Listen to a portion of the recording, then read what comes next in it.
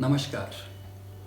हाल ही के दिनों में कोरोना काल की एक कलंक कथा सामने आई है। जी हाँ, कलंक कथा ही तो है, जहाँ एक तरफ पूरी दुनिया का हर एक व्यक्ति, चाहे वो किसी जाति, धर्म या समुदाय का हो, चाहे वो अमीर हो या गरीब हो, कोरोना के इस संकट में जूझ रहा है और अपने लेवल पर यथासंभव प्रयास कर रहा है कि किस तरह से कोरोना की इस महामारी के इस दौर से, इस संकट से निकला जाए। वहीं पे दूसरी तरफ हमारे शासन प्रशासन में बैठे कुछ आला अधिकारी लोग और अपने आप को नेता कहने वाले कुछ लोग इस संकट के दौर को एक संकट की तरह नहीं बल्कि एक अवसर की तरह देख रहे हैं। जी हाँ, एक अवसर की तरह। अवसर पैसे कमाने का अवसर, अवसर घोटाले करने का अवसर। मैं बात कर रहा हूँ हिमाचल प्रदेश में हाल ही के दिनों में सामने आए पीपीई किट के खरीद के मामले में आए एक कथित घोटाले की। हाँ, हिमाचल प्रदेश में चिंता का यही तो विषय है।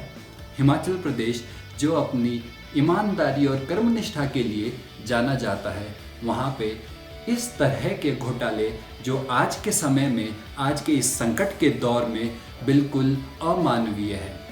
ये पीपीई किट एक खास तरह की किट है जिसे पहनकर डॉक्टर्स, नर्सेज, पुलिस और दूसरे फ्रंटलाइन वॉरियर्स बाहर कोरोना से अपनी जंग लड़ने को जाते हैं।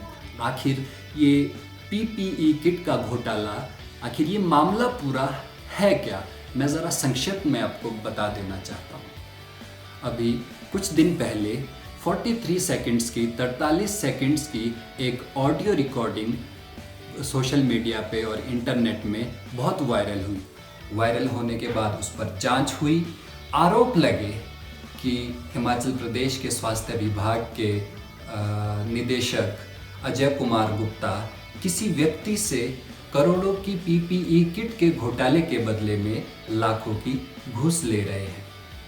जब ये वीडियो वायरल हुई तो अजय कुमार गुप्ता को हिरासत में लिया गया और धीरे धीरे ये बात सामने आने लगी कि अजय कुमार गुप्ता और उस व्यक्ति के सीधे संबंध हमारे बीजेपी के प्रदेशाध्यक्ष श्री राजीव बिंदल के साथ है। हालांकि अब इसके चलते बीजेपी के प्रदेशाध्यक्ष राजीव बिंदल अपने पद से इस्तीफा दे चुके हैं। उनका कहना है कि ये इस्तीफा पूरा नैतिक आधार पर दिया जा रहा है, लेकिन राजीव बिंदल का इस तरह से इस्तीफा देना और इस तरह से उनका नाम किसी घोटाले में सामने आना इतने सीधी सी बात तो नहीं है। कुछ तो गड़बड़ ज़रूर है, दाल में कुछ काला ज़रूर है। इससे पहले कि मैं आगे और बात रखूं, मैं बता देना चाहता हूं कि राजीव बिंदल है कौन। राजीव बिंदल हिमाचल प्रदेश से 5 बार एमएलए के इलेक्शन जीत चुके हैं और पेशे से वो डॉक्टर है। इससे पूर्व धूमल सरकार में वे स्वास्थ्य विभाग में मंत्री रह चुके हैं, स्वास्थ्य मंत्री रह चुके हैं। उस वक्त भी उनके ऊपर ज़मीन घोटाले और आय से अधिक संपत्ति के कुछ मामलों के चलते उन्हें अपने पद से इस्तीफा देना पड़ा। उस समय भी सरकार, उस समय भी पार्टी बीजेपी उनके साथ समर्थन में थी और इस बार भी पार्टी उनके समर्थन में खड़ी दिख रही है। बात पीपीई किट के खरीद के इस कथित घोटाले पर ही नहीं थमती। इसके बाद कुछ दिन पहले वेंटिलेटर्स की खरीद में भी कुछ गड़बड़ियां सामने आई हैं। जो वेंटिलेटर्स हरियाणा में 3 लाख रुपए के मिल रहे हैं, वही वेंटिलेटर्स हिमाचल में उनकी खरीद की कीमत 10 लाख रुपए। आखिर ये कैसे संभव है? हरियाणा में 3 लाख में और हिमाचल में वही वेंटिलेटर 10 लाख में मिल रहा है। ये कोरोना का संकट, ये कोरोना की महामारी पूरी दुनिया में है और हर एक व्यक्ति का मानवता के आधार पर ये कर्तव्य बनता है कि अपना प्रयास यथासंभव कोशिश करे कि किस तरह से वो कोरोना के इस दौर से पूरे देश, पूरे प्रदेश और पूरी दुनिया को निकाले।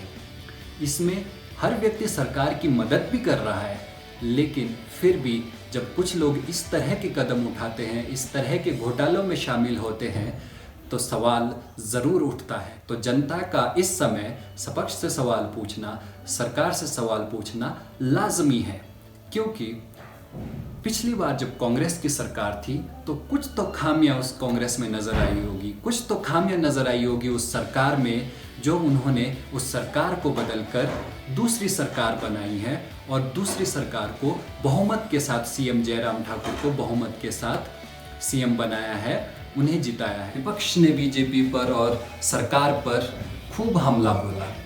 विपक्ष का तो यहाँ तक ही कहना है कि सीधे सीधे नैतिक आधार पर सीएम जयराम ठाकुर को इस्तीफा देना चाहिए। और मैं उम्मीद कर रहा हूँ कि जनता भी इस पूरे मामले में या हर एक मामले में अपनी भूमिका निभाए अपनी सरकार से, चाहे आप बीजेपी के हो, चाहे आप कांग्रेस से हो, चाहे आप जहां मर्जी के हो, आप इस देश के वासी हो, आप अपनी सरकार से, ये सरकार हमारी है, हम इस अपनी सरकार से सवाल ज़रूर पूछेंगे और सरकार को जवाब भी देना पड़ेगा। बस अंत में कुछ इतना ही कहना चाहूँगा, किसी ने बड़ा खूब कहा है कि जब सड़कें वीरान हो जाती है तो संसद आवारा हो जाती है। शायद ऐसा ही कुछ हो रहा है। आजकल सड़कें तो वीरान हैं और सरकार इसी तरह से आवारा होके अपनी मन मर्जी के कदम उठा रही है। और मुझे इतना भी पता है कि कुछ लोग मुझ पर सवाल ज़रूर उठाएंगे, मुझसे सवाल ज़रूर पूछने लग जाएंगे, लेकिन मैं आप सबको बस इतनी बात बता देना चाहता हूँ कि मुझसे सवाल पूछ के, मुझ पर सवाल उठा के कुछ नहीं होगा। सच तो सच है और इस बार सच थोड़ा सा कड़वा ज़रूर है। तो बिल्कुल सवाल पूछिए, सवाल उठाइए, लेकिन मुझसे नहीं, सरकार से सवाल पूछिए। आपने सरकार को चुना है, आपने सरकार बनाई है, आपने उन्हें वोट दिया है, तो सरकार से अपने सवाल पूछिए। और मैं बिल्कुल उम्मीद कर रहा हूँ कि सरकार अपना जवाब देगी और इस पूरे मामले पर, चाहे वो पीपीई किट के खरीद के मामले का ये कथित घोटाला है, चाहे ये वेंटिलेटर्स की खरीद में ये कुछ गड़बड़ी है, इस पर कड़ी जांच करेगी, कार्रवाई करेगी और जनता को जवाब भी देगी।